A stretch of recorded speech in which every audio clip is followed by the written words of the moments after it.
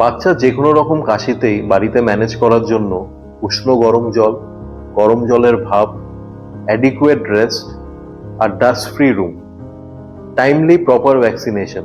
প্রতি বছর flu vaccine নিতে ভুলবেন না। নিজেও নেবেন, আপনার বাচ্চাকেও দেবেন।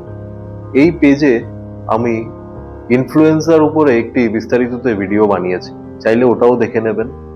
আর কোল্ড ড্রিঙ্কস, আইসক্রিম এইসব অ্যাভয়েড করতে হবে।